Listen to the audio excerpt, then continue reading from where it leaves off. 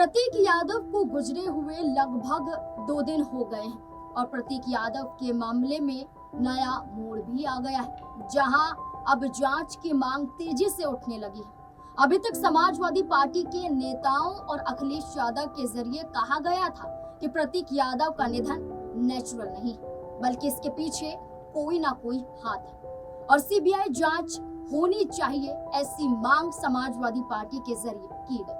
वहीं अब समाजवादी पार्टी के राष्ट्रीय अध्यक्ष अखिलेश यादव के छोटे भाई और भाजपा नेत्री अपर्णा यादव के पति प्रतीक यादव की संदिग्ध मौत का मामला राष्ट्रीय मानवाधिकार आयोग यानी कि NHRC तक पहुंच गया है। नमस्कार, मैं नाज़मीन खान। प्रतीक यादव मामले में बड़ी मांग।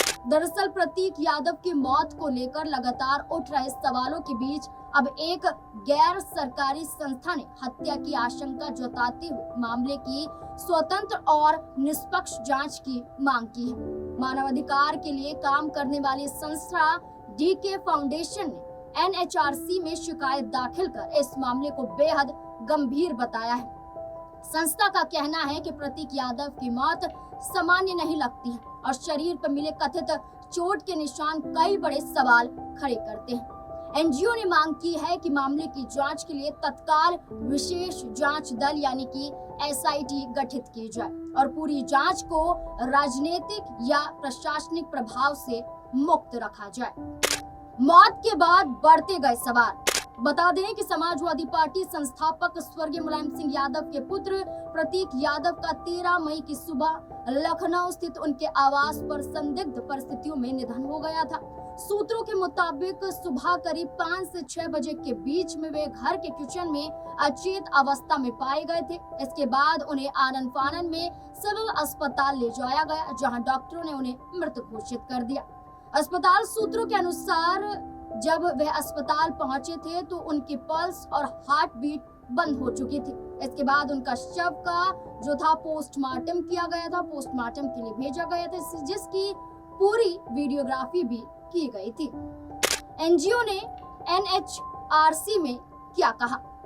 DK फाउंडेशन नाम की संस्था ने अपनी शिकायत में कहा कि प्रथम दृष्टया मृत्यु का कारण कार्डियो रेस्पिरेटरी कोलैप्स बताया जा रहा है, लेकिन कई तथ्य इस मामले को संदिग्ध बनाते हैं। संस्था ने आरोप लगाया है कि प्रतीक यादव के शरीर पर कथित एंटीमॉर्टम इंजरीज यानी मृत्यु से पहले के चोट के निशान पाए गए।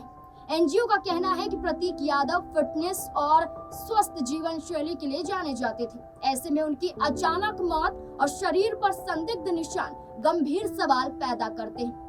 संस्था ने NHRC से मांग की है कि पूरे मामले की स्वतंत्र एजेंसी से जांच कराई जाए ताकि सच्चाई सामने आ सके।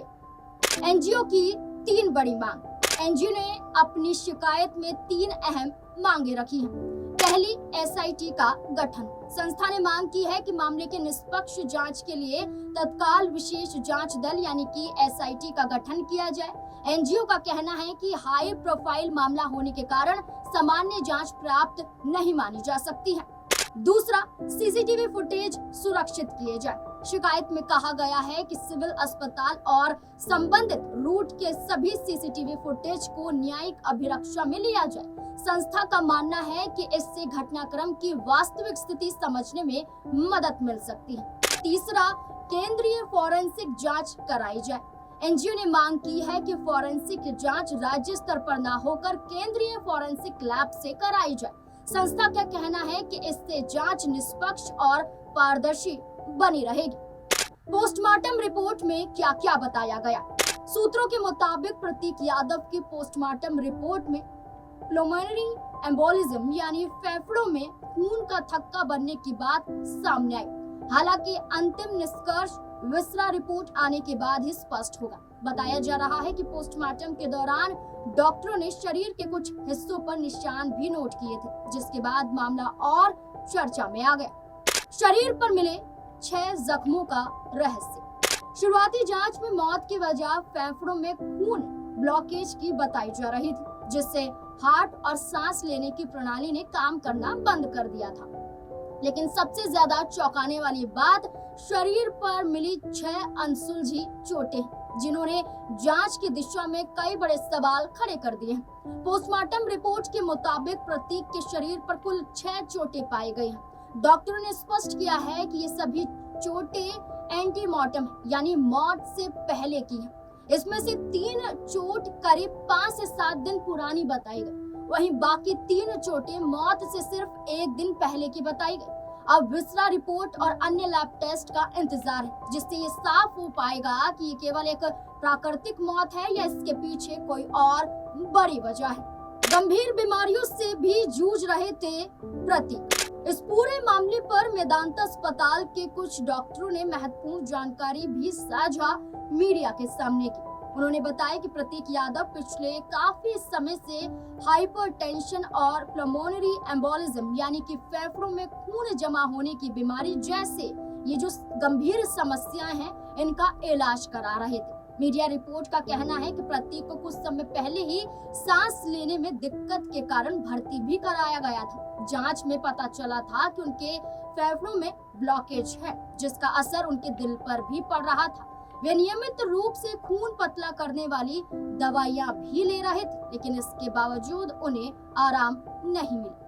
पुलिस ने कब्जे में लिया इलेक्ट्रॉनिक सामान। मामले की गंभीरता को देखते हुए पुलिस ने प्रतीक यादव का मोबाइल फोन, लैपटॉप और निजी डायरी समेत कई सामान अपने कब्जे में ले लिए।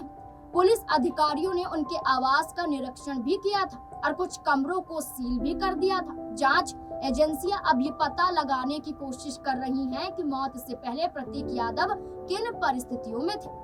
सोशल मीडिया पर भी उठ रहे सवाल। प्रतीक यादव की मौत के बाद सोशल मीडिया पर भी लगातार चर्चा हो रही है। कई लोग मामले को लेकर निष्पक्ष जांच की मांग कर रहे हैं, जबकि कुछ लोग विसरा रिपोर्ट के आने का इंतजार करने की बात कर रहे हैं। विशेषज्ञ बोले, जल्दबाजी में निष्कर्ष न निकाले। मेडिकल और कानूनी विशेषज्ञों का कहना है कि किसी भी निष्कर्ष पर पहुंचने से पहले पूरी जांच और फॉरेंसिक रिपोर्ट का इंतजार करना जरूरी हो जाता है। आपको बता दें कि उनका ये कहना है कि जिस बीमारी का कारण हमें पता चला है, जिसमें साफ तौर पर बताया गया है कि फेफड़ों में खून के ब्लॉकेज की वजह से ही उनकी मौत हुई है, क्योंकि उस वजह से उन्हें हार्ट अटैक आ गया था, जिस वजह से शरीर के सारे अंग काम करना बंद कर चुके थे। लेकिन शरीर पर चोट के निशान होने की वजह से भी कई बड़े सवाल यहाँ पर खड़े हो रहे हैं। ऐसे में साफ तौर पर कहना है कि किसी भी निष्कर्ष पर निकलना ये जल्दबाजी होगा, इसलिए इंतजार किया जाए ताकि रिपोर्ट आने के बाद ही सारा सब कुछ क्लियर हो पाए। अंतिम दर्शन के लिए उमड़ी थी भीड़। पोस्टमार्टम प्रक्रिया पूरी होने के बाद प्रतीक यादव का पार्थिव शरीर अंतिम दर्शन के लिए उनके आवास पर रखा गया था, जहां बड़ी संख्या में समर्थक, शुभचिंतक और राजनीतिक नेता पहुंचे। लोगों की आंखें नम थी और परिवार को ढांढस बांधने वालों का तांता लगा रहा था। जब अंतिम दर्शन के बाद यात्रा निकली और जब घाट तक पहुंचे, जब अंतिम संस्कार किया गया, तो वहां पर भी भारी संख्या में लोग इकट्ठा हुए थे। वहां तक कि परिवार के सभी सदस्य वहां पर मौजूद थे। गौरतलब है कि फिलहाल पूरे प्रदेश की नजर अब जांच एजेंसियों और आने वाली रिपोर्ट पर टिकी हुई है। NHRC में शिकायत पहुंचने के बाद ये मामला और भी ज्यादा संवेदनशील हो गया है। अब देखना होगा कि आयोग इस मामले में क्या रुख अपनाता है और क्या SIT जांच की मांग को मंजूरी मिलती है। प्रतीक यादव की अचानक मौत ने न सिर्फ राजनीतिक गलियारों में बल्कि उनके चाहने वालों में भी डर पैदा कर दिया है।